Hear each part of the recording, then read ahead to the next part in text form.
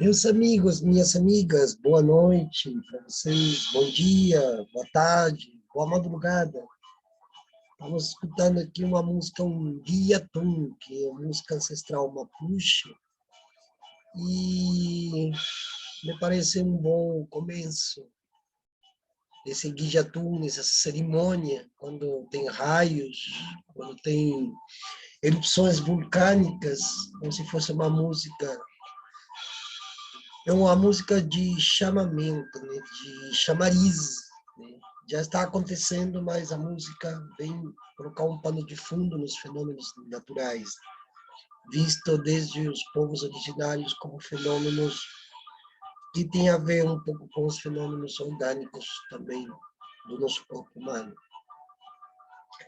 Mas hoje eu não quero falar sobre isso, eu quero falar sobre um conceito que está surgindo através de um grupo de povos originários na qual eu faço parte, cujo nome é Wicaquara, e que tem a ver um pouco com as nossas lutas em função de que estamos, de alguma maneira, tentando sair de um empecilho que nos foi colocado, né, por causa da nossa colonização, uma das mais cruéis do mundo. E dentro do processo de descolonização, ou seja, de tentar tirar, ou como eu gosto de falar, né, de desmanchar todas as teorias, as ideologias, os dogmas com as quais tentaram nos fazer parecer como que eles, os conquistadores, os colonizadores, vinham trazer uma verdade que serviria para todos nós, que serviria para um progresso, um desenvolver da vida do indígena, já que aos olhos vistos pelos conquistadores, pelos bandeirantes, pelos supostos descobridores, né? Éramos seres inferiores ou sem alma, e digo éramos como remanescentes das antigas ancestralidades, né? Seja elas tupis, papuches, chibchas, cunas, patagones, Soyukons, Lakotas. Praticamente nós temos uma história muito parecida no que tange a colonização. Né? Mas aqui já se fala muito sobre descolonização, sobre colonização, histórias, livros, PDFs, textos, surgem todo dia. Né? Entretanto, ninguém percebe também que existe um outro processo que é paralelo ao processo anterior de colonização, logo, descolonização, logo, um processo de anti-imperialismo, anticapitalismo, anti-modernidade, uma contestação ao capitalismo a partir de funções próprias do ser humano, como é o comportamento e até, inclusive, os modos de ser e estar no mundo que, de alguma forma, tem que ir se modificando para justamente chegarmos, pelo menos, a dar as primeiras pegadas nesse processo de descarabilização, que tem mais a ver com uma função psicológica em torno da formação cultural, do que, propriamente dito,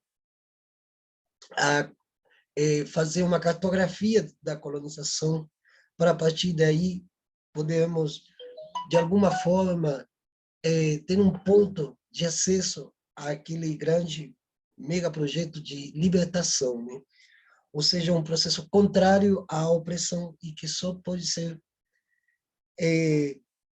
parcialmente, né? Pode ser fundado aqui, porque existe um sul global às voltas, mas pelo processo que se deu a colonização único no mundo, aqui nas Américas, hoje chamam das Américas, né? Surge, então, esse conceito de descaravelização. Descaravelização vem justamente do conceito de caravela, né? Embora a nau sempre tenha sido mais poderosa, era nas caravelas onde viram exatamente o pessoal que veio das Europas atravessando, né, abrindo primeiro pelo Mar Báltico, né, as primeiras comportas para se destinar rumo ao Atlântico e conquistar o Atlântico, né? Pois antes de Cristóvão Colombo vir para Abiyala, ele teve que conquistar primeiramente o Oceano Atlântico. Então foi uma forma de empresa na qual havia uma forte conotação que hoje poderíamos chamar de uma empresa mesmo, né? De uma empresa tal qual a conhecemos hoje, só que com uma exceção de que foi feito a partir de um mecenato que, naquela época, falamos dos séculos XV, XVI, só poderia ser conquistada através de diálogos com a aristocracia local da época, neste caso a Espanha, né, o reino de Castela, que tinha uma junção muito estreita com o poder do Império Romano, né?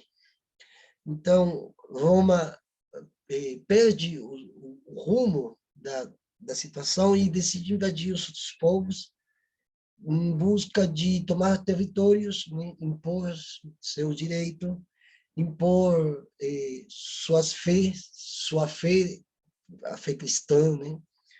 E antes disso, já os cruzados já vinham fazendo um trabalho, né? Logo do Concílio de Niceia, depois temos o Concílio de Trento, e enfim, vai-se aos poucos montando uma base, né? Uma base ideológica através de um dogmatismo teológico, na qual vinha impresso já uma forma de fazer política, né?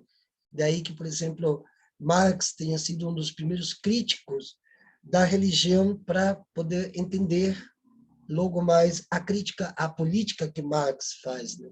Marx chega, inclusive, a citar metáforas teológicas para demonstrar uma outra, através de uma outra interpretação, uma realidade que já era vivida por ele mesmo, pela família, pelos discípulos, por alguns seguidores que ele teria, né? Quer dizer, a época dele, né? E ele já vem traçando essa cartografia em função de entender que há um discurso secularizado que nutre justamente um conceito político, e esse poder político, esse conceito político vira poder, e então começa a exportar esse sistema para outros lugares. Daí, então, quando Colombo chega a 12 de outubro de 1492, no que chamou ele de Ilha Espanhola, ou a antiga Ilha Guanaani, em termos taínos, né? Então, porque eram os povos, os caribes, né? Então, esses povos ali foi a fundação, a primeira pedra foi a fundação do sistema capitalista moderno. Embora Colombo não tenha conseguido fazer muita coisa, já que devido à questão geográfica do lugar que eles chegaram, ele não tinha como realmente poder desenvolver as táticas de imposição de dogma e, ao mesmo tempo, seguir com questões da prática política, né?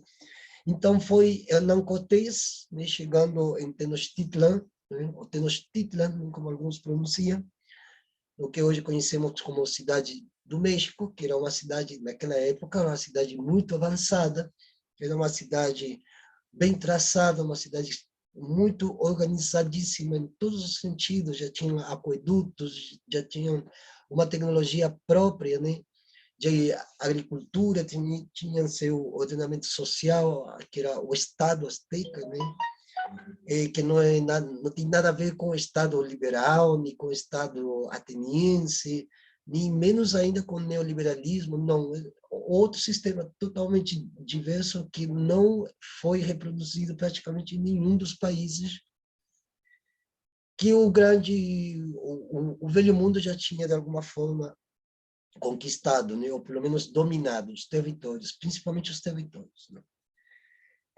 Então, foi Hernán Cortés chegando à parte continental das Américas, do que hoje conhecemos como América, e aí ele, então, começa a impor, de fato, o capitalismo e a modernidade baseado na secularização de um dogma cristão, não católico, cristão. Né? E isso aqui já merece um outro vídeo para explicar de onde que vem o cristianismo, porque aqui o que nós falamos, na verdade, é a cristandade como fundamento que, de alguma forma, foi invertido das primeiras comunidades semíticas, passa pelo Império Bizantino, que foi o primeiro império, foi digamos, um pré-império romano, começa em Bizâncio, né? E daí o modelo romano acaba adotando todo o sistema já previsto do que poderia ser um ordenamento social, só que agora com o aval da fé católica apostólica romana, à época do Sacro Império Romano Germano. Né? Daquelas épocas veio a questão da Contra-Reforma, a contestação de Martinho Lutero, suas 96 teses, etc. e tal, mas a política foi, pouco a pouco, tomando um rumo linguístico na qual há um dogma secularizado imposto pelo cristianismo, e esse cristianismo acaba adotando, então, algumas técnicas políticas, na qual a própria política vai se afirmando, e daí, então, surgem outras disciplinas, principalmente, logo, primeiro a cristandade, logo o sistema político, logo o direito. Né? Então, nessas três pedras vai se fundando o sistema capitalista moderno, eurocêntrico, né? E até tal ponto destrutor da vida. Né? O processo de descaravelização, se bem não tem nada escrito, inclusive eu estou começando a escrever algo, mas como eu não sou o criador desse termo, sino que já ouvi falar do cacique nesse grupo que eu comentei desde o início, eu fui investigando outras formas de poder fazer descolonização sem ter que passar necessariamente por temas que, se nós começarmos a pensar bem, são temas que somente têm acesso às pessoas que têm ou temos um certo nível de conhecimento literal sobre as coisas. Então, existe a descolonização das ciências sociais, que, se bem é extremamente necessário, principalmente em países como o Brasil, a descolonização da economia, a descolonização da religião, a descolonização das matemáticas, a descolonização do direito, a descolonização, quer dizer, tudo tem que é um complexo de transformação que acaba abocanhando muitas áreas e que tem a ver com todas essas áreas que vieram junto com as naus. Já nas caravelas vêm os homens, vêm as doenças, vêm os cachorros, vem o cocô dos cavalos, vem não sei o que, passarinho, vem um monte de coisas, e principalmente vem aqueles que vinham fugindo, inclusive, das hordas primitivas da Inquisição, que vinha atrás de todo aquele que contestasse os dogmas que já estavam sendo colocados na cabeça do povo à época, na própria Europa. Inclusive, o conflito que teve entre Martinho Lutero e a Igreja Católica vai se conformando como Igreja Católica, acaba adotando um sistema de defesa que parece defender os indígenas camponeses da época, dentro do Sacro Império Romano Germano. Martinho Lutero fica ao lado deles, entra um teólogo, né, um dos primeiros críticos do próprio sistema político religioso que eles tinham na Europa naquela época, século XVI, que era extremamente opressor, né? Ou seja, a opressão não nasce aqui, já tinha lá, né?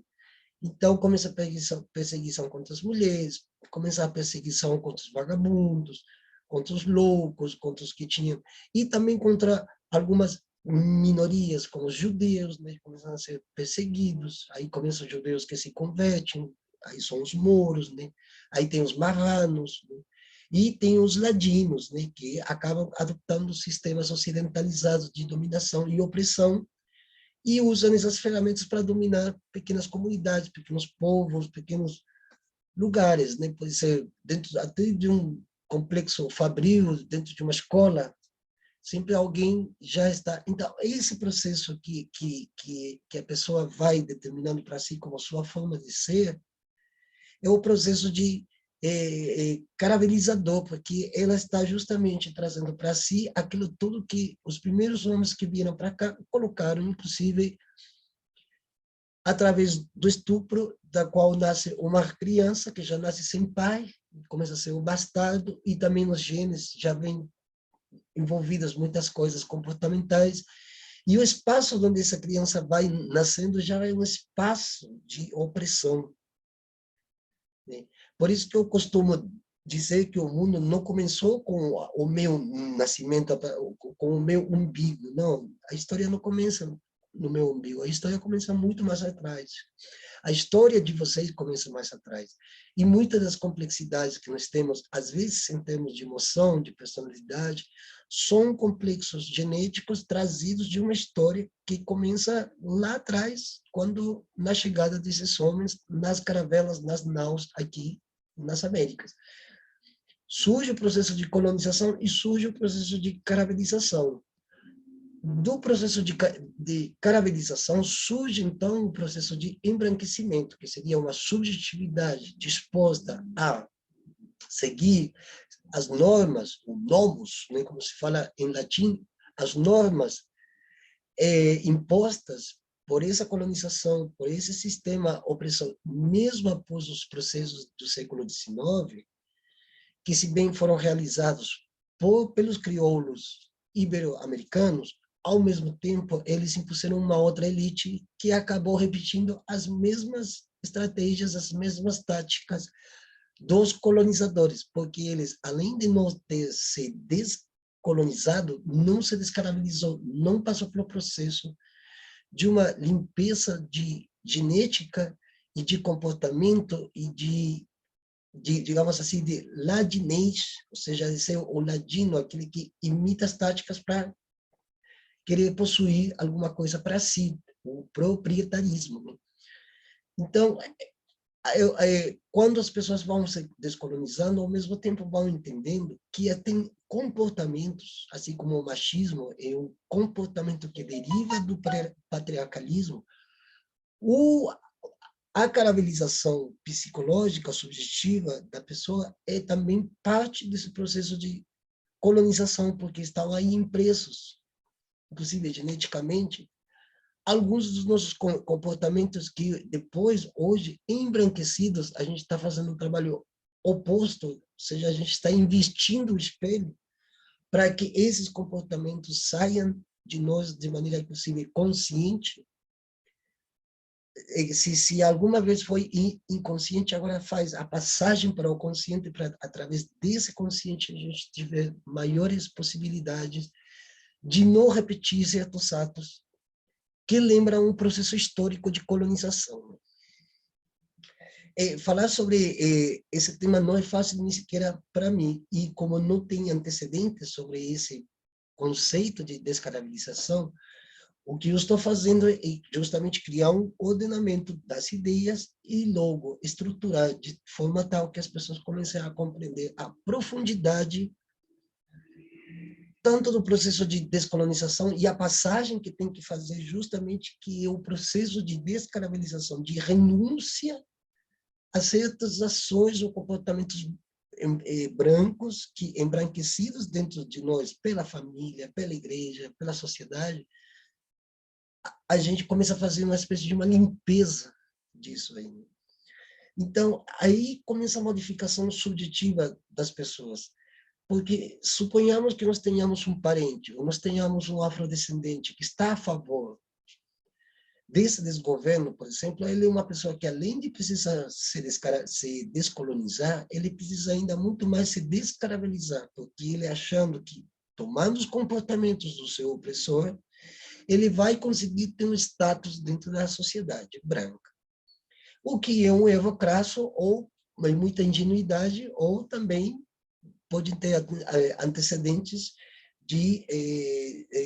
daquilo que os filósofos ocidentais chamam de vontade. Né? Então, a pessoa tem vontade de ter um carro de luxo e ela faz o impossível para obtê-lo, mesmo que tenha que passar por cima da cabeça da própria mãe e renunciar, inclusive, à sua própria identidade.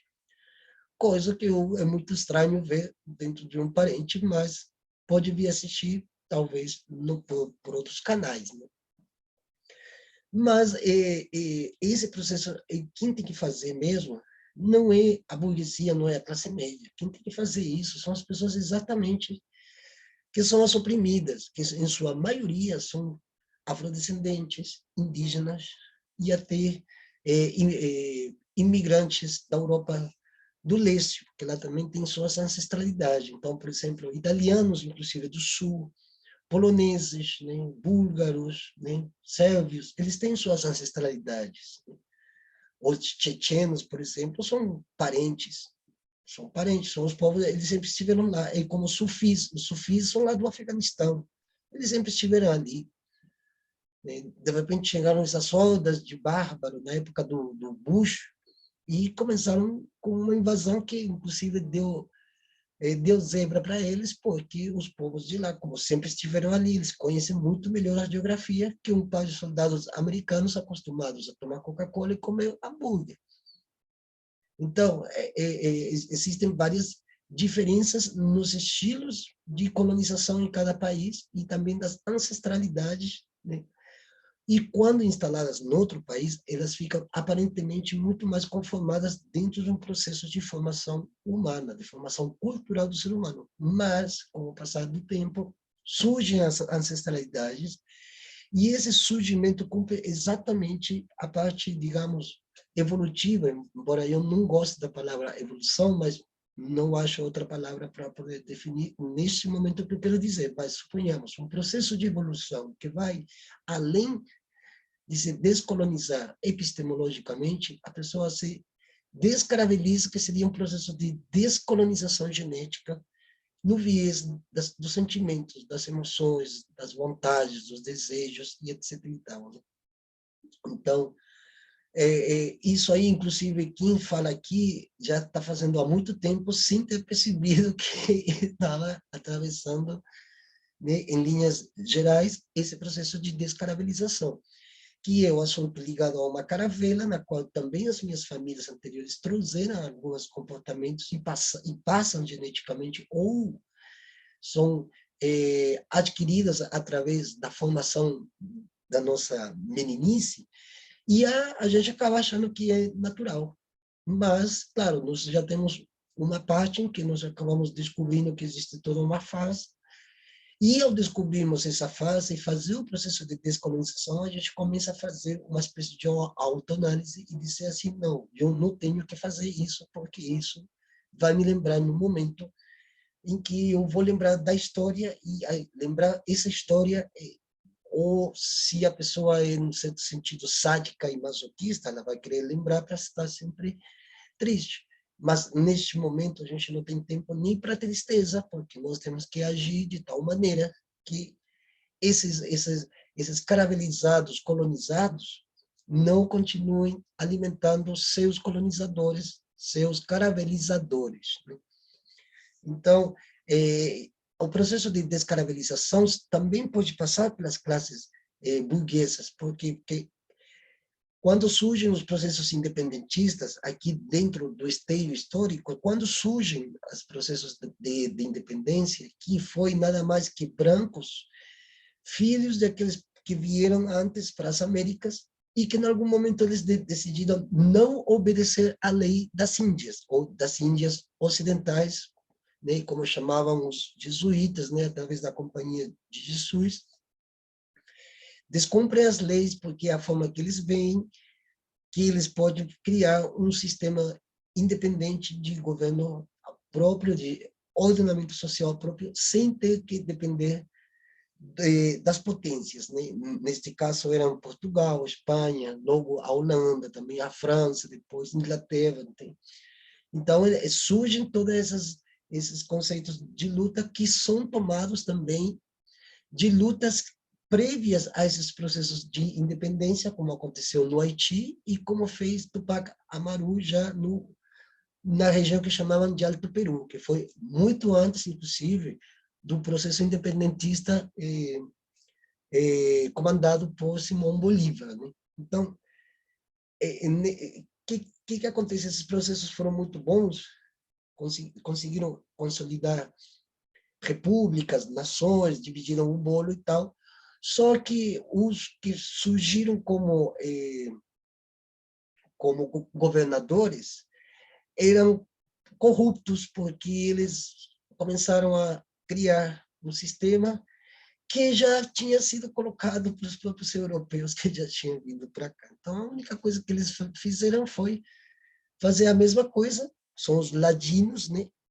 Fizeram a mesma coisa que os brancos que vieram das Europas para cá, eles fazem o mesmo aqui, os filhos desses, contra o próprio povo que está aqui.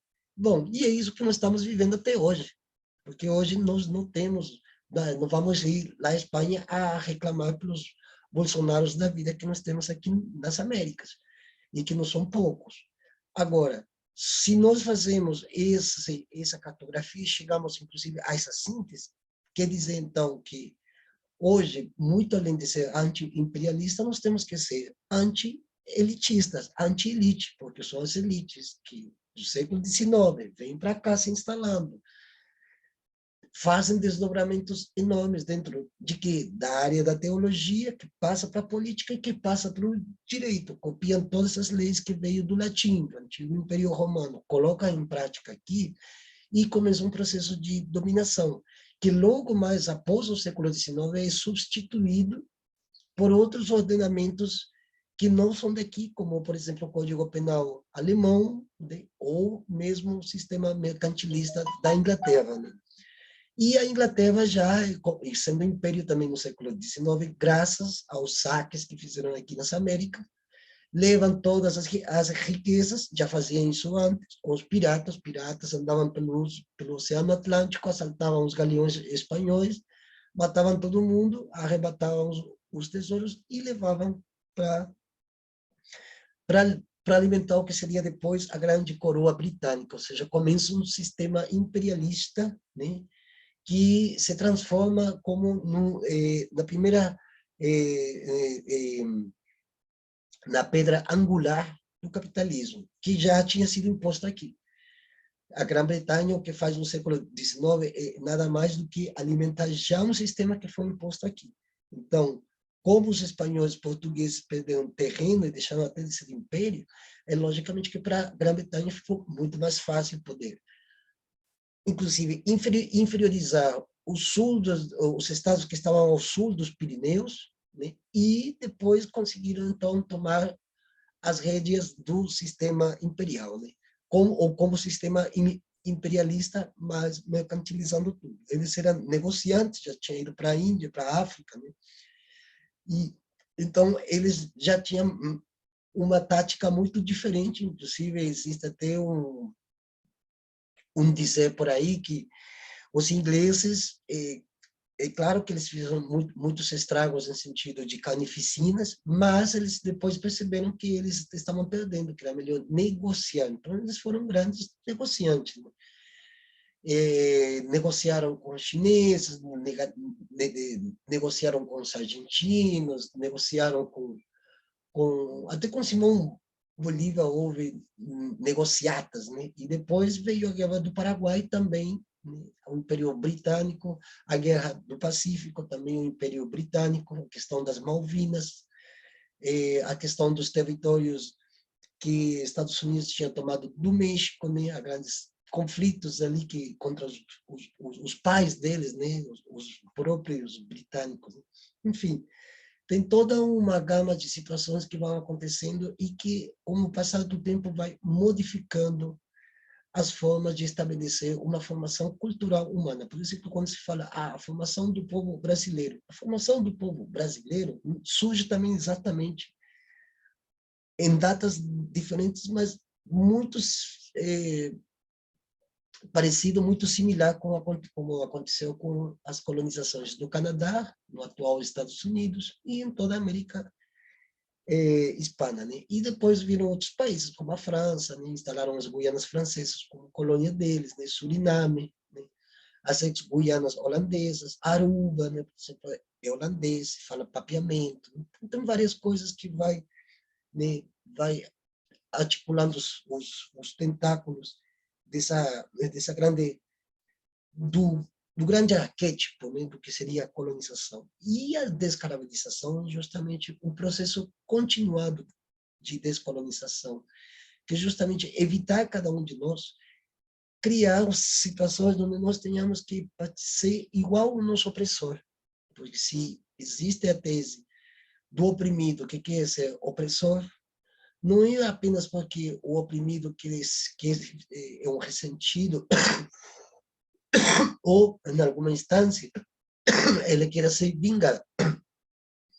Nada mais é que ele não tem consciência de que ele está repetindo, em algum momento da sua vida, durante a vida humana dele, vai repetindo atos que são atos de comportamento que lembram os atos comportamentais dos primeiros colonizadores, né? E eu tenho um outro vídeo que venho falando sobre descaravelização, acho que foi o ano passado, né? Mas ainda está bem precário aí, porque recém eu estava cogitando a ideia de descaravelizar como um formato que tinha a ver com a descolonização. Mas hoje, com o decurso do tempo e falas com parentes de vários lugares, há uma espécie de confluência, né, de consenso de que a descolonização sozinha não vai. A descolonização tem a ver sempre com uma questão externa, mas se nós não nos descolonizamos e, ao mesmo tempo, fazemos essa passagem, esse trânsito, né, em torno da descaravelização, ou seja, da expulsão de comportamentos impostos pela sociedade, pela família, pela história, pelo que vocês quiserem. A gente não completa o ciclo de libertação que nós estamos em luta até o dia de hoje, né? O processo de descarabilização poderia vir a ser uma forma escrita de uma anatomia do comportamento do colonizador, uma anatomia, uma cartografia anatômica, uma cartografia psíquica, uma anatomia em torno dos sentimentos, inclusive é muito bom conhecer os nossos inimigos quando nós começamos a buscar a biografia deles, quem que eram os pais, de onde que ele estudou, quem eram os avós, de onde que eles provêm, ou, né, a procedência, inclusive, regional, geográfica, onde que vem, por que que ele é assim, porque um fulano que tem é muito rico acaba se tornando mais avaro ou avarento, né? Então a gente vai buscando, inclusive, na árvore genealógica, os comportamentos dele, que já ele também trazia desde criança, e ninguém teve a, a lucidez de dizer, oh, para com isso aí, porque não vai rolar, né? Então, e aí está justamente a questão do processo de descaravelização, e ela tem que atravessar os tópicos da própria psicologia, que vai ajudar, inclusive, a descolonizar a psicologia, porque a psicologia ela é extremamente embranquecida, inclusive em torno das próprias faculdades, no próprio âmbito acadêmico, existem repetições de conceitos que provêm de estudiosos da psicologia, mas que são eurocentrados, são europeus, e que, de alguma maneira, foram parafusos desse grande capital. Prova disso, por exemplo, quando chegaram os judeus a partir de 1900, lá nos Estados Unidos, se utilizaram os mesmos sistemas eugênicos que já se utilizavam aqui às vezes pela cor dos olhos, pela forma da pessoa falar, já ela era classificada, e essa classificação tinha a ver com, tinha um viés extremamente racista, classista, né? E que, adentrando nessas deformidades da epistemologia, povos foram inferiorizados, perseguidos e acabaram vivendo em guetos, né? E isso também fazia com que a discriminação seja maior, até por questões geográficas. Não é o mesmo, a gente, por exemplo, em São Paulo, eu que estou aqui em São Paulo, não é o mesmo dizer, eu nasci nos Jardins, que eu nasci em Carapicuíba, lá na periferia, lá na Zona Oeste, lá nos confins lá da Zona Oeste, né, já permeando a Zona Sul de São Paulo. Então, já existia isso nos Estados Unidos desde 1900, inclusive tem filmes aí como o Pianista no Oceano, né, que ele vem lá também das Europas, e era um grande pianista, e dentro do barco, do cruzeiro, não deixava entrar em certos setores desse cruzeiro, não deixava entrar pessoas judias, ou pelo menos que tenham algum viés um pouco oriental, pessoas do leste europeu, né, que as pessoas do leste europeu sempre foram muito perseguidas, né? E eram as pessoas que vinham de lá, inclusive depois da Primeira Guerra Mundial, começaram a vir muito mais levas de pessoas dessas regiões, poloneses, jugoslavos, né, croatas, né, começaram a vir uma leva de pessoas, e essas pessoas começaram a ganhar, inclusive, conotação dentro do aspecto jurídico, porque eram europeus, que se bem eram europeus periféricos da própria Europa. Aqui já eles tinham um status de igualdade, né, em relação aos que viviam aqui, mas de igualdade em função de que haviam outros que não eram iguais. Então, se o indígena ia buscar um emprego e colocava um polonês, obviamente iam preferir o polonês, e o indígena não. Né? Isso aqui era já no século XX, sempre foi assim. E ainda, por aí, ainda é. Né? Mas nessa luta do processo de descarabilização, existe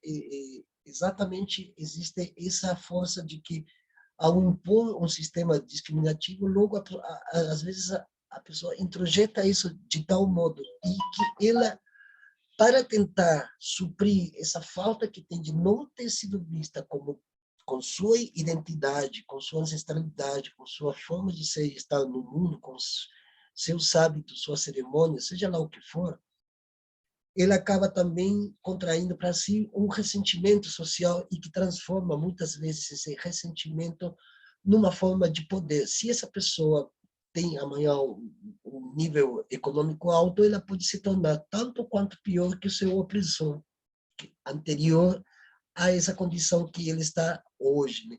Então, é aí onde a descarabilização entra como um processo de tirar essas energias. Né?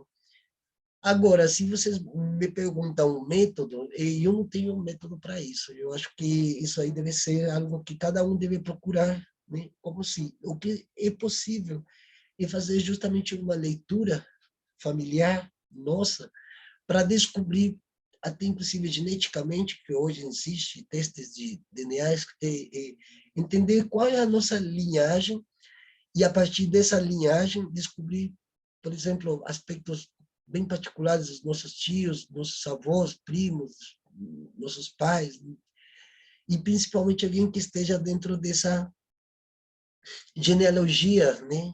Como é a palavra que se utiliza, né? Descobrir nessa árvore genealógica até onde que nós podemos chegar e quem que eram nossos ancestrais. A partir dos nossos ancestrais, nós também podemos fazer um percurso do que aconteceu depois, porque não existe uma ancestralidade 100%, a não ser que seja algum parente que esteja vivo hoje, que haja vivido antes de 1492 em Abya e coisa que é impossível, né? Mas, sim, nós podemos descobrir algumas questões ligadas à nossa forma de ser, de colonização, na qual nós ainda tenhamos que empreender essa viagem para a nossa psique, para descobrir onde que há ainda alguns indícios dessa colonização e a gente possa se libertar, ou pelo menos se não chegamos a 100%, pelo menos a uns 65%, eu acho que já é, porque isso que leva, precisaríamos de umas 3 vidas, talvez. Mas isso aqui é uma forma possível de transmitir esses conhecimentos através da minha oralidade, para que outras pessoas que se interessem pelo tema venham também a trazer alguns acréscimos e criarmos, possível, um texto ou um livro que fale sobre questões que não se falam, né? Como é um processo de descaravanização. Eu acho que esse processo, hoje em dia, é muito necessário, justamente como complemento a essa descolonização, a essa transhemisferização que nós estamos empreendendo, surgindo uma transição da pós-modernidade para uma transmodernidade que vai trazer futuramente um outro modelo de vida, um outro modelo de ser e estar no mundo em função dessas mudanças que estão acontecendo. Bom, eu paro por aqui, muito obrigado, boa noite. Talvez tenha que fazer mais vídeos mais à frente sobre esse tema da descaravelização, até começar a colocar em linhas gerais um significado sobre esse conceito. Muito obrigado, Cueca Turité, Xaltumai, como dizemos em Mapudungun, no Tupi, e agradeço e até a próxima.